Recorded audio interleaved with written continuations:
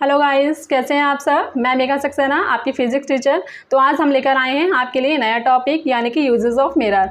अब तक हमने जो पढ़ा है मिरर के सारे हमने टॉपिक्स कवर कर लिए हैं। अब हम आते हैं uses of mirror. Mirror topic खत्म करने के बाद हम अपने नेक्स्ट टॉपिक पर चलेंगे, जो कि होगा इसके आगे का total internal reflection and refractive index, यानी कि अपवर्तनांक और लेंसेज। ये सब टॉपिक हम आगे कवर करेंगे। तो अभी हम आज के टॉपिक में जो कवर करेंगे वो है हमारे numerical and uses of mirror, यानी कि जो कॉनकेव मिरर हैं एंड जो कॉन्वेक्स मिरर हैं उनके हम यूजेस की बात करते हैं। ठीक है, तो आइए हम देखते हैं कि हमारे जो कॉन्वेक्स मिरर यानी कि उत्तल दर्पण और अवतल दर्पण के यूजेस, मेन यूजेस जो हैं वो क्या हैं। ठीक, तो अवतल दर्पण के उपयोग डॉक्टर द्वारा शरीर के सूक्ष्म भावों की जाँच करने में, डॉक्टर द्वारा शरीर के सूक्ष्म भावों की जांच करने में जैसे कि हुआ हमारा कान, नाक, गला एंड तीत, ENT। हम इसको शॉर्ट में इस तरीके से लर्न कर सकते हैं कि जो डॉक्टर क्या करता है, ENT, ear, nose, teeth and throat, इनकी जांच करने के लिए क्या किस मिरर का यूज़ किया जाता है, तो वो मेनली होता है हमारा अवतल दर्पण। एंड नेक्स्ट टॉपिक है हमारा हजामती या शेविंग दर्पण के रूप में। हजामती के रूप में यूज़ किया जाता है क्योंकि जो हजामत होता है उसको हम इंग्लिश में बोलते हैं शेविंग। हजामत शायद आपको समझ में ना आए तो इसलिए शेविंग लिख दिया है। जो शेविंग मिरर्स होते हैं उनमें यूज़ किया जाता है हमारा concave mirror. By concave mirror ही हम दूसरा मिरर क्यों यूज़ नहीं कर सकते हैं, क्वेश्चन बनता है। तो इसमें इसलिए हम यूज़ नहीं कर सकते हैं क्योंकि जो हमारा हजामती मिरर होता है, जो हमारा कॉनकेव मिरर होता है वो क्या करता है कि जो, इसलिए हम इसको यूज़ करते हैं क्योंकि ये हमारा एकदम सीधा और बड़ा प्रतिबिंब बनाता है। जो इमेजेस बनती है इसमें वो सीधी और बड़ी बनती है। इसीलिए हम इसको जो शेविंग मिरर में हम क्या करते हैं, या हम हजामत में कॉनकेव मिरर का यूज़ करते हैं। Okay guys. एंड नेक्स्ट है हमारे पास सौर तापन युक्तियों में। सौर तापन युक्तियाँ यानी कि सोलर हीटिंग जो हमारे डिवाइसेस होती हैं उनमें हम यूज़ करते हैं किस चीज़ का, अवतल दर्पण का। सोलर हीटिंग डिवाइसेस एग्जांपल्स में हम ले सकते हैं, जैसे कि हमारा सोलर कुकर होता है। सोलर कुकर में हम क्या करते हैं, सोलर कुकर को अगर हम खोल के उसे हम जैसे धूप में रख देते हैं तो उसके अंदर अगर हमने कोई भी मटेरियल रखा है तो वो हमारा मटेरियल बन जाता है, यानी कि वो पक जाता है। ठीक है, क्योंकि सोलर कुकर का जो यूज़ होता है वो खाना बनाने में किया जाता है। ठीक है, तो वो हम वहाँ पर जो उसका मिरर होता है ऊपर, जैसे कि आपने देखा होगा सोलर कुकर इस टाइप से होता है, इस टाइप से सोलर कुकर होता है। एंड ये बॉक्स होता है और यहाँ पे इसमें एक बर्तन का होता है और ये पूरा पार्ट इसका ब्लैक होता है। ब्लैक इसलिए रखा जाता है क्योंकि जो ब्लैक होता है वो क्या करता है, लाइट को एब्जॉर्ब करता है, जिससे कि ज़्यादा से ज़्यादा लाइट एब्जॉर्ब हो सके। और जो यहाँ पर जो बर्तन रखा होता है उसमें हम कोई भी मटेरियल रख देते हैं। ठीक है, जो मटेरियल हमने रख दिया एंड ये हमारा यहाँ पर ये पूरा बॉक्स जो ओपन पार्ट होता है उसमें क्या होता है, एक दर्पण लगा होता है, यानी कि मिरर लगा होता है, जो होता है हमारा अवतल दर्पण। जैसे हमने इसको खोल के रखा तो इस पे लाइट पड़ती है एंड वो रिफ्लेक्ट होकर इस पे पड़ती है अंदर वाले पार्ट पर, और जो अंदर वाला पार्ट होता है वो ब्लैक होता है, वो क्या करता है, लाइट को एब्जॉर्ब कर लेता है, जिससे कि जो हमारा अंदर वाला जो ये पार्ट, अंदर जो मटेरियल होता है वो हीट होने लगता है, हीट होके वो पक जाता है। तो इसलिए जो सोलर कुकर का यूज़ होता है वो हम खाना बनाने में करते हैं। और इसमें जो ऊपर दर्पण लगा हुआ होता है, मिरर जो होता है वो हमारा अवतल दर्पण होता है। ठीक है, एंड अब हम बात कर लेते हैं कार के हेडलाइट्स में तथा टेबल लैंपों के शेड में परावर्तक के रूप में। जो कार की हेडलाइट्स होती हैं, कार की हेडलाइट्स यानी कि जो कार के आगे या बाइक के आगे जो हेडलाइट्स लगी होती हैं उनमें हम अवतल दर्पण का यूज़ करते हैं, क्योंकि ये क्या करती हैं, पैरेलल मोड में बहुत दूर तक जाती हैं और पैरेलल मोड में जाती हैं, जिससे कि हमें जो लाइट्स होती है वो बहुत अच्छे से, या हम उसको बहुत दूर तक या अच्छे से हम उसको देख सकते हैं। इसीलिए हम यहाँ पर कॉनकेव मिरर का यूज़ करते हैं। तो ये थे 4 टाइप्स हमारे कॉनकेव के। एंड अब हम बात करते हैं उत्तल दर्पण के उपयोग की। इसका जो फर्स्ट यूजेस है वो है स्ट्रीट लैम्प के परावर्तक के रूप में। स्ट्रीट लैम्प के परावर्तक के रूप में यानी कि रिफ्लेक्टर के रूप में हम इसे यूज़ करते हैं। इसमें क्या होता है, जो हमारी स्ट्रीट लाइट्स लगी होती हैं, जैसे कि आपने देखा होगा गलियों में लगी हुई होती हैं, तो वो क्या करती हैं, हम उत्तल दर्पण का ही यूज़ क्यों करते हैं, वाई, इसलिए यूज़ करते हैं क्योंकि ये जो इसमें कॉन्वेक्स मिरर लगा होता है ये लाइट को क्या करता है, बहुत दूर तक फैलाता है, काफ़ी बड़े एरिया को कवर करता है ये। जिससे कि हमें गली में, जैसे कि हमने एक लाइट लगाई और पूरी गली में रोशनी हो जाती है, आपने देखा होगा। तो ये क्या करता है, जो हमारा कॉन्वेक्स मिरर होता है ये बहुत लंबे एरिया को या बहुत वाइड एरिया को कवर करता है। ओके, एंड नेक्स्ट है हमारा मोटर कारों के पश्च दर्पण की भांति, यानी कि उसमें रियर व्यू, जो रियर व्यू हमारा मिरर होता है उसकी तरह यूज़ करते हैं हम इसको। जैसे आपने देखा होगा कि जो लाइट होती है या जो बाइक होती है उसमें जो रियर व्यू मिरर होता है उसका हम यूज़, उसमें हम कौन सा जो हमारा दर्पण लगा हुआ होता है, मिरर लगा हुआ होता है हमारा कॉन्वेक्स मिरर। ओके, तो आप ये बहुत अच्छे से समझ गए होंगे। हमारे टॉपिक हुए उत्तल दर्पण के उपयोग एंड अवतल दर्पण के उपयोग, तो ये इसके रहे मेन यूजेस। ओके, तो अब हम सॉल्व करेंगे इसके न्यूमेरिकल एंड इससे हमारा दर्पण टॉपिक ख़त्म हो जाएगा। उसके बाद हम बात करते हैं अपने टोटल इंटरनल रिफ्लेक्शन की, कि वो किस तरीके से होता है, एंड रिफ्रैक्टिव इंडेक्स, एंड हम नया टॉपिक स्टार्ट करेंगे लेंसेज।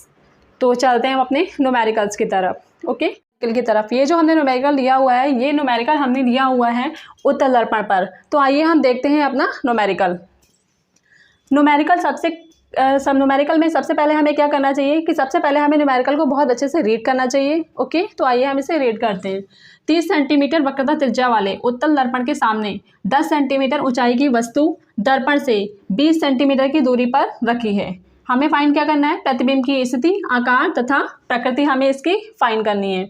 हमने न्यूमेरिकल लिया हुआ है उत्तल दर्पण के बारे में, यानी कि कॉन्वेक्स मिरर के बारे में। तो हम उत्तल दर्पण को माइंड में रखते हुए हम इस न्यूमेरिकल को सॉल्व करेंगे। ओके, तो इसको हमने पढ़ लिया है एंड हम ये देखेंगे, इसमें हम मेन पॉइंट्स निकालेंगे कि हमें क्या गिवन है और क्या हमें फाइंड करना है। ओके, तो हमें यहाँ पर गिवन क्या है, गिवन में हम देखेंगे यहाँ पर कि 30 सेंटीमीटर वक्रता त्रिज्या, यानी कि हमें आर फाइंड है यहाँ पर कितनी, 30 सेंटीमीटर, जो कि क्या है, पॉजिटिव है। पॉजिटिव निगेटिव को हम विशेष तौर पर अपने माइंड में रखेंगे कि पॉजिटिव निगेटिव, अगर हमारा पॉजिटिव या निगेटिव एक भी पॉइंट से हमारा गड़बड़ हुआ तो इसका मतलब हमारा सारा न्यूमेरिकल्स गलत हो जाएगा। तो तो निगेटिव और पॉजिटिव को हमें बहुत ज़्यादा केयरफुली ध्यान रखना है। उत्तल दर्पण, यानी कि हमारा उत्तल दर्पण कौन सा वाला दर्पण है हमारा, ये वाला, जिसमें क्या होता है, जिसमें हमारी वस्तु तो इस ओर रखी होती है, यानी कि यू हमारा, जो कि निगेटिव में होता है, और हमारा फोकस पॉइंट यहाँ बनता है, और रेडियस ऑफ कर्वेचर हमारा, यानी कि जो वक्रता त्रिज्या है वो इस तरफ बनती है। मतलब कि हमारा पॉइंट जो रेज आती है वो इस तरीके से टकराती हैं और हमारी फोकस से होती हुई जाती हैं और यहाँ पर ये प्रतिबिंब बनाती हैं। ठीक है, तो ये हमारा उत्तल दर्पण की कंडीशन होती थी, जो हमने लास्ट पीछे वाले हम लेक्चरों में पढ़ चुके हैं। न्यूमेरिकल सॉल्व करने से पहले आप लास्ट पीछे वाले लेक्चर को देख लें तो आपको बहुत अच्छे से न्यूमेरिकल समझ में आ जाएंगे, क्योंकि उस वाले में मैंने कंडीशन आपको समझाई हुई है कि किस तरीके से हम पॉजिटिव लेते हैं और किस तरीके से निगेटिव। तो उत्तल दर्पण, ठीक है, इस दर्पण को हम यहाँ पर माइंड में रखेंगे। उसके बाद क्या कह रहे हैं कि 10 सेंटीमीटर ऊंचाई, यानी कि हमें इसकी हाइट दे रखी है, हाइट दी हुई है हमें 10 सेंटीमीटर। ऊंचाई की वस्तु, ऊंचाई हमें किसकी दी हुई है, प्रतिबिंब की है, वस्तु की। तो क्वेश्चन में कह रहा है कि ऊंचाई की वस्तु, यानी कि हमारी जो हाइट है वो वस्तु की है, जो क्या होगी हमारी h होगी, तथा वस्तु दर्पण से 20 सेंटीमीटर की दूरी पर, वस्तु जो है यानी कि जो वस्तु है वो दर्पण से 20 सेंटीमीटर की दूरी पर कह रहे हैं। यहाँ से यहाँ तक की जो डिस्टेंस है वो है 20 सेंटीमीटर। मतलब कि किसकी दूरी हुई, वस्तु की दूरी, ना कि प्रतिबिंब की दूरी, क्योंकि प्रतिबिंब तो इधर बनेगा जब, तो हम इसकी यहाँ से लेंगे, v फाइंड करेंगे जो, ठीक है, प्रतिबिंब को हम किससे फाइंड करते थे, v से। तो ये हमें दूरी किसकी दी हुई है, वस्तु की। तो वस्तु की दूरी को हम किससे डिनोट करते हैं, u से, और हम क्या लिखेंगे यहाँ पर 20 सेंटीमीटर, ठीक है, 20 सेंटीमीटर। और जो हमारी u होती है हमने आपको बताया है वो हमेशा निगेटिव होती है। देखिए न्यूमेरिकल आपको मैं स्टेप बाय स्टेप बहुत ध्यान से आराम से करा रही हूँ, जिससे कि आप इसको ध्यान से देखें कि एक न्यूमेरिकल करने के बाद आपको बहुत सारे न्यूमेरिकल करने की ज़रूरत ना पड़े। प्रतिबिंब की स्थिति, आकार तथा प्रकृति बताइए, ठीक है, हमें फाइंड करनी है उसकी स्थिति, उसका आकार और उसकी प्रकृति। तो चलते हैं हमें इतना, हमें क्या चीज़ें हैं गिवन है, तो हम क्या करेंगे, इसको सॉल्व करेंगे। सबसे पहले हम ले लेते हैं दर्पण का फॉर्मूला। दर्पण सूत्र हमारे पास क्या होता है, जो लास्ट लेक्चर में हम पीछे पढ़ चुके हैं, इसको सॉल्व भी कर चुके हैं, जो होता है 1/f = 1/v + 1/u, या 1/u + 1/v, वो हम सेम लिख सकते हैं, वो एलसीएम करके बराबर हो जाएगा। अब हमें क्या क्या गिवन है, हमें सिर्फ u गिवन है, v हमें फाइंड करना है, f भी हमें फाइंड करना है। तो f को हम तो यहाँ से निकाल सकते हैं, r = यहाँ से हमारा f, हमने एक फॉर्मूला फाइंड किया था f = r/2, ठीक है। हमने आपको प्रूफ करना ही बताया था, तो यहाँ से हम इसका एफ फाइंड कर लेंगे। एफ हमारे पास कितनी आ जाएगी, 30/2 यानी कि 15। तो एफ कितनी आ गई हमारे पास, 15 सेंटीमीटर, जो कि क्या आएगी हमारी, पॉजिटिव या निगेटिव, जो आएगी हमारी पॉजिटिव, क्योंकि हमने आपको बताया था कि जो दर्पण के इधर वाली चीज़ें हैं वो पॉजिटिव और इधर वाली चीज़ें हम निगेटिव लेते थे। ठीक है, तो हमारा फोकस पॉइंट उत्तल दर्पण में इस तरफ बनता है, तो जो हो जाएगा पॉजिटिव। तो ये हो गई हमारी पॉजिटिव की। ठीक है, ये निगेटिव है और ये पॉजिटिव है, हमें फाइंड करना है v। तो हम इसमें इसकी वैल्यू पुट करें, जो कि है पॉजिटिव का 15 एंड बराबर 1/v हमें फाइंड करना है। 1/u कितना है हमारे पास, माइनस का 20। ओके, तो ये हो जाएगा 1/15, इसको हम इधर ले आएँ, ये हो जाएगा पॉजिटिव का 20 इक्वल्स टू का 1/v। तो ये हो जाएगा, इसका एलसीएम लो दोनों का, कितना हो जाएगा 16, और ये हो जाएगा 4 + 20 × 60, 3 × 3 इक्वल्स टू का 1/v। तो ये हो गया हमारे पास 7/60, किसके बराबर, 1/v के बराबर। जब इस तरीके की कंडीशन आ जाती है तो हम क्या करते हैं, क्रॉस मल्टीप्लिकेशन, यानी कि हमारे पास v बराबर कितना आ जाएगा, 60/7। देखो यहाँ पर जो 1/v है वो हमारा रेसिप्रोकल में है, यानी कि उसके व्युत्क्रम में है। ठीक है, लेकिन हमें फाइंड क्या करना था, सिर्फ v, हमें 1/v फाइंड नहीं करना है, हमें फाइंड करना है v। तो ये हो जाएगा 1/v इक्वल्स टू हमारा हो गया 60/7। तो इसको हम पॉइंट्स में निकाल लेंगे, कितना आ जाएगा हमारे पास, कितनी बार का डिवाइड होगा ये, 8 टाइम्स, 56 बचा 4, 8.57 के समथिंग आंसर आ जाएगा। तो ये हो गया हमारे पास, इतना हमें क्या मिल गया है, प्रतिबिंब की दूरी, यानी कि हमें v बराबर कितना फाइंड हुआ है, 8.57 सेंटीमीटर, जो कि हमें क्या फाइंड हुआ है, पॉजिटिव।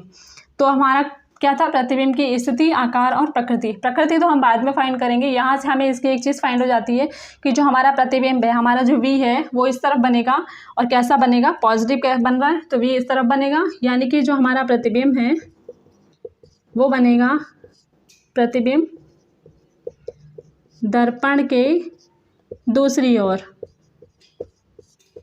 ठीक है, दर्पण की दूसरी ओर बन रहा है, इस तरफ बनेगा। हमने आपको बताया कि पॉजिटिव आया है, दर्पण की दूसरी ओर बनेगा, बड़ा बनेगा छोटा बनेगा, ये हम आगे अभी हाइट फाइंड करेंगे, उसमें पता चलेगा। अब हम क्या फाइंड करते हैं, इसका m। ठीक है, m बराबर हमारे पास फॉर्मूला क्या था, माइनस का v/u, h या I/o। ये हमने फॉर्मूले पढ़े थे सारे, तो हम यहाँ पर m फाइंड करने के लिए क्या करेंगे, माइनस का v/u वाला फॉर्मूला लगा देंगे, क्योंकि हमें v फाइंड हो ही चुका है और u हमें गिवन है। तो हमारे पास v कितना आया हुआ है यहाँ पर, 60/7 अपॉन का, एंड u कितना हमें गिवन है, 20, जो कि निगेटिव का है, ये पॉजिटिव का था हमारा। तो ये हो जाएगा, देखो जब इस तरीके की कंडीशन आती है तो हम इसके मल्टीप्लाई इससे एंड इसके मल्टीप्लाई इससे, यानी कि m इक्वल्स टू हो जाएगा 60 × 1 अपॉन का 7 × 20, इस तरीके से मल्टीप्लाई करते हैं जो अपॉन वाले केसेस होते हैं। ठीक है, यानी कि अगर जैसे ऐसे दिया हो, जब 1/2 दे रखा होता है तब तो हमें पता ही है कि हम इसकी सीधे डिवाइडेशन कर देंगे। ठीक है, और एक कंडीशन होती है कि अगर 1/2 अपॉन 3/4 दे रखा है, तो आप इसको कैसे डिवाइड करेंगे, इन कैसे मल्टीप्लाई करेंगे। तो इसको करने का तरीका ये होता है कि इसको इससे लिया जाए एंड इसको इससे लिया जाए, यानी कि 4 × 1 अपॉन का 2 × 3। ठीक है, समझ गए, इस तरीके से इसकी मल्टीप्लाई करते हैं। तो वही कंडीशन हमने इसमें फॉलो की है। ओके, तो ये हो गया हमारे पास m इक्वल्स टू का कितना आ जाएगा, ये 60 कट हो जाएगा, तो ये हो गया हमारे पास 3/7, यानी कि m हमारे पास कितना आया है, 3/7, यानी कि जो प्रतिबिंब क्या बनेगा, कैसा बन रहा है, छोटा बन रहा है, क्योंकि वस्तु हमारी कितनी दी हुई है, 20, और ये दी हुई है हमारी, तो ये हमारा कितना बन जाएगा, प्रतिबिंब छोटा बनेगा। ठीक है, एंड अब हम इसमें क्या फाइंड करेंगे, प्रकृति फाइंड करने के लिए। प्रकृति फाइंड करने के लिए हमें क्या फाइंड करना है, m भी हम फाइंड कर चुके हैं, v भी। अब हमें यहाँ पर फाइंड करनी है इसकी हाइट प्रतिबिंब की, कि वो कैसा बनेगा, बड़ा बनेगा छोटा बनेगा। ठीक है, छोटा नहीं बनेगा ये, यहाँ पर हमने इसको तो अभी हम फाइंड करेंगे। ये लिखेंगे प्रतिबिंब हमारा, तो ये हो गया हमारा h' इक्वल्स टू h, किसके बराबर, m के बराबर। m हमारा कितना है 3/7 एंड इक्वल्स टू का h डैश हमारा कितना दिया हुआ है, h हमें गिवन है एंड h डैश हमें फाइंड करना है। h हमारे पास कितना है 10 सेंटीमीटर, यानी कि h डैश अपॉन का 10 सेंटीमीटर। तो ये हो जाएगा h डैश इक्वल्स टू का 10 × 3/7 मतलब कि 30/7। तो ये कितना आ जाएगा h डैश इक्वल्स टू का, इसको कट करो कितने टाइम्स आएगा ये 4 टाइम्स एंड इसका आंसर पॉइंट्स में आ जाएगा ये कितना 28, ठीक है, सेंटीमीटर हाइट। अब ये जो हमारी हाइट आई है ये प्रतिबिंब की हाइट है और 4.28 और ये इसकी थी 20, इसकी थी 10 सेंटीमीटर, मतलब कि 10 से छोटा बन रहा है। अब हम देखेंगे यहाँ पर प्रतिबिंब हमारा कैसा बनेगा, छोटा बनेगा। इससे हम कंडीशन ये फाइंड कर रहे थे क्योंकि हमारा पॉजिटिव आया था तो प्रतिबिंब हमारा कैसा बनेगा, सीधा बनेगा, ठीक है। तो न्यूमेरिकल सॉल्व हो चुका है क्योंकि हमें तीनों कंडीशन मिल चुकी हैं, इसकी स्थिति, आकार और प्रकृति। आकार में कैसा बनेगा, छोटा, सीधा और कैसा बनेगा, दर्पण के उस ओर यानी कि आभासी प्रतिबिंब बनेगा। हमें जो इमेजेस फाइंड होंगी वो कैसे फाइंड होंगी, वर्चुअल इमेजेस फाइंड होंगी। ओके, तो ये हो गया हमारे पास, ये न्यूमेरिकल हमने पूरी तरीके से सॉल्व कर दिया है। आप इसको अपनी नोटबुक में नोट कर लीजिए एंड चलते हैं हम अपने नेक्स्ट न्यूमेरिकल की तरफ। देखिए हम न्यूमेरिकल आपको सारे तो नहीं करा सकते हैं क्योंकि ऐसे तो न्यूमेरिकल्स बहुत हो जाएंगे, तो हम क्या करते हैं, हमने आप सिलेक्टेड न्यूमेरिकल्स लिए हैं जिसमें कि सारी की सारी कंडीशन फाइंड करनी है, हम आपको सिखा सकें। ओके, तो अभी हमने उत्तल लेंस दर्पण पर किया, अब हम फाइंड करेंगे अवतल दर्पण। तो आइए चलते हैं अपने नेक्स्ट न्यूमेरिकल की तरफ। ओके, नेक्स्ट न्यूमेरिकल जो कि हमने लिया हुआ है किस पर, अवतल दर्पण पर, ठीक है। तो ये है एक 20 सेंटीमीटर फोकस दूरी वाले अवतल दर्पण से कितनी दूरी पर वस्तु रखी जाए कि उसका 5 गुना बड़ा प्रतिबिंब बने, जबकि प्रतिबिंब आभासी हो और प्रतिबिंब वास्तविक हो। यानी कि हमें यहाँ पर कितनी कंडीशन, 2 कंडीशन हमें दे रखी हैं। कैसी, एक दी हुई है हमें कि जब हमारा प्रतिबिंब वास्तविक हो और जब हमारा प्रतिबिंब आभासी हो, 2 कंडीशन हमें दी हुई हैं। बात करते हैं हम अवतल दर्पण की। देखो जो अवतल दर्पण था हमारा वो इस तरीके से बनता था, ठीक है। हमारा यू इस तरफ रखा होता था, यानी कि यहाँ पे कोई हमारी ए बी वस्तु रखी हुई होती थी, इस तरीके से यहाँ से रेज जाती थी और ये फोकस और रेडियस ऑफ कर्वेचर, फोकस से होती हुई जाती थी और ये रेडियस ऑफ कर्वेचर से ऐसे कट करती थी, ठीक है। कभी कभी क्या होता था कि हमारी जो रेज थी वो फोकस से कट होती थी एंड सेकंड हमारी इस तरीके से, सेकंड जो होती थी हमारी वो इस तरीके से टकरा के वापस आती थी और हमारा यहाँ पे आगे बढ़ के यहाँ पे हमारा प्रतिबिंब बनता था। एक जो हमने लास्ट के 6 कंडीशन पढ़ी थी उसमें हमारा प्रतिबिंब इस तरीके से ही बना था। तो मतलब कि इधर वाली कंडीशन में क्या बनता है, ये प्रतिबिंब आभासी, और जब हमारा प्रतिबिंब इस तरफ ही बन जाता है तो हमने आपको बताया था कि प्रतिबिंब हमारा कैसा बनता है, वास्तविक। यानी कि इमेजेस कैसी बनेगी, रियल, और यहाँ पर हमारी इमेजेस कैसे बनती थी, वर्चुअल इमेजेस। ओके, ठीक है। तो हमने आपको बताया था कि दर्पण से इधर वाले केसेस में हम लेते थे निगेटिव और दर्पण से इधर वाले केसेस में हम लेते थे पॉजिटिव, ठीक है, कि हमारी जो चीज़ें उस तरफ जाएंगी वो हो जाएंगी पॉजिटिव एंड जो चीज़ें हमारे इस तरफ रहेंगी वो हमारी हो जाएंगी निगेटिव। तो आइए हम इसी को अपने माइंड में ध्यान में रखते हुए हम क्या करेंगे, न्यूमेरिकल को सॉल्व करेंगे। ओके, तो सबसे पहले हम देखते हैं कि हमें गिवन क्या है। गिवन वाली चीज़ों को हम पहले लिख लेते हैं, फिर हम देखते हैं कि हमें फाइंड क्या करना है। ओके, तो हमें गिवन क्या है, 20 सेंटीमीटर फोकस दूरी, यानी कि हमें 20 सेंटीमीटर फोकस दूरी दी हुई है। अवतल दर्पण की कंडीशन हमने आपको इस तरीके से बताई एंड कितनी दूरी पर वस्तु रखी जाए, हमें फाइंड क्या करनी है, यू ही होती है ना कि वस्तु की दूरी फाइंड करनी है हमें। इस पोल पॉइंट से लगाकर वस्तु की दूरी हमारी ये होती थी यहाँ पर, जिसे हम यू से डिनोट करते थे, ठीक है। तो वही हमें यहाँ पर फाइंड करना है एंड ये क्या कह रहा है, 5 गुना बड़ा प्रतिबिंब, यानी कि हमें गिवन क्या है, m, जो कि 5 टाइम्स है। अब हमें कंडीशन लेनी है कि जब हमारा प्रतिबिंब आभासी हो और जब हमारा प्रतिबिंब वास्तविक हो। तो हम पहले आभासी वाली कंडीशन ले लेते हैं कि जब आभासी हो, तो यानी कि हम m को क्या रखेंगे यहाँ पर, पॉजिटिव का 5, ठीक है। m बराबर हमने फॉर्मूला पढ़ा हुआ था, क्या फॉर्मूला था हमारे पास कि m = का v/u। आवर्धन का हमने ये फॉर्मूला पढ़ा हुआ था, उसे पे हम वैल्यू पुट करेंगे। तो m हमें कितना दिया हुआ है, 5 एंड हमें v कितना दिया हुआ है, v हमें यहाँ दिया नहीं हुआ है जो कि हमें फाइंड करना है और u भी हमें फाइंड करना है, ठीक है। u भी हमें निकालना है और v भी हमें निकालना है। तो ये हो जाएगा 5u एंड इक्वल्स टू का माइनस का v। तो v बराबर हम इसको लिख सकते हैं माइनस का 5u ठीक है। v बराबर हम माइनस का 5u लिख सकते हैं। अब हम क्या करेंगे, फॉर्मूला लेंगे 1/f equals to 1/u plus 1/v। Value put करेंगे। f कितना है हमारे पास 20 सेंटीमीटर। फोकस दूरी हमारी कैसी होती है, हमेशा नेगेटिव होती है। इस तरह बनता है हमारा फोकस पॉइंट ये। तो हम क्या करेंगे, इसको नेगेटिव फॉर्म में लेते हैं एंड ये हो गया हमारे पास 1/u। u की वैल्यू कितनी है, u की हमारे पास वैल्यू नहीं है जो कि हमें फाइंड करना है एंड इसको हम लिख सकते हैं माइनस का 5u। ठीक है, v की जगह पे हमने वैल्यू पुट कर दी, हमारा नेगेटिव का चिन्ह था तो हमने नेगेटिव लगा दिया। ये हो गया माइनस का 1/20 इक्वल्स टू का। देखिए हम बहुत आराम से स्टेप बाय स्टेप करा रहे हैं तो आप इसको बहुत केयरफुली देखिए। ठीक है, समझ में ना आए तो इसको बार बार रिपीट मोड में देखिए। तो ये हो जाएगा, इसका एलसीएम हमने लिया यहाँ पर। ठीक है, एलसीएम लिया है हमने यहाँ पर। तो ये हो गया इसका 5u एंड ये हो जाएगा 5 टाइम्स 1 बार जाएगा एंड ये हो जाएगा इसका 1 जो कि नेगेटिव का है, सॉरी ये हो जाएगा 1। तो ये हो जाएगा 4/5u। तो ये हो जाएगा हमारा, आगे सॉल्व करेंगे हम। 1/-20 इक्वल्स टू किसके बराबर है, 4/5 के u के बराबर है। ठीक है, क्रॉस मल्टीप्लिकेशन। तो ये कितना हो जाएगा हमारा 5u बराबर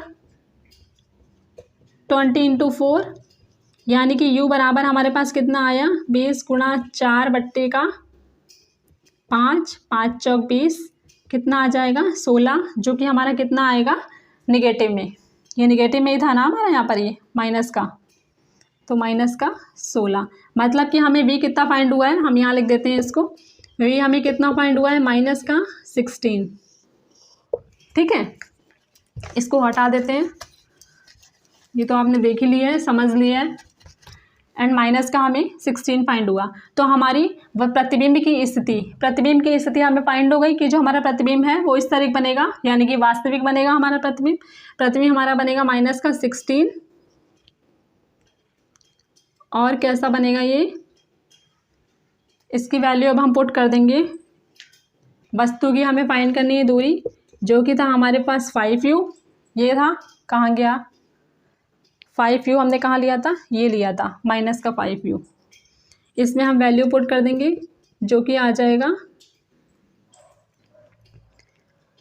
कितना हो जाएगा ये 80। ठीक है, 16 × 5 माइनस माइनस प्लस हो गया, तो ये हो गया हमारे पास 80 सेंटीमीटर। यानी कि हमारे जो u आया कितना आया, यानी कि वस्तु कितनी दूर रखी जाएगी, 80 सेंटीमीटर की दूरी पर रखी जाएगी। ठीक है, अब हम इसको आगे फाइंड करेंगे कि जब हमारा प्रतिबिंब क्या हो, वास्तविक बने। मतलब कि m को अब हम क्या रखेंगे, निगेटिव की कंडीशन में, निगेटिव का 5 रखेंगे। तो निगेटिव का 5 हो जाएगा हमारे पास माइनस का v/u। तो ये हो जाएगा, m की जगह पे हमने 5 रखा, माइनस का v/u, तो माइनस का v और ये 5u हो जाएगा। मल्टीप्लाई हमने इसकी की, तो v बराबर माइनस का 5u। ठीक है, अब हम इसको, इसकी दर्पण वाला सूत्र है हमारा जैसा, उसमें रखेंगे, एज इट इज़ करेंगे। जैसे हमने फर्स्ट केसेस किया वैसे हम इसको, इसका सेकंड केसेस करेंगे। तो 1/f हमारे पास माइनस का 20 दिया हुआ है। ठीक है, हमने इसको यहाँ रखा एंड इक्वल्स टू का माइनस का 1/ हमारा ये कितना आ गया, v बराबर कितना है माइनस का,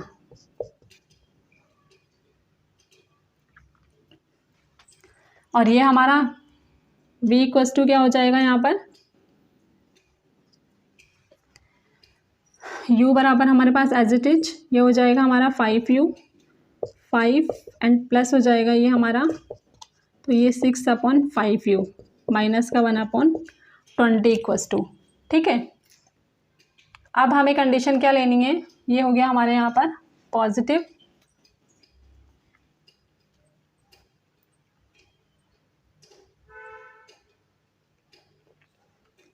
ठीक है, तो अब हमारी कंडीशन क्या हो गई, ये हमारे यहाँ पॉजिटिव हो गया क्योंकि ये नेगेटिव था। आंसर हमारे न्यूमेरिकल हमारा फॉर्मूला जो था माइनस का v/u था।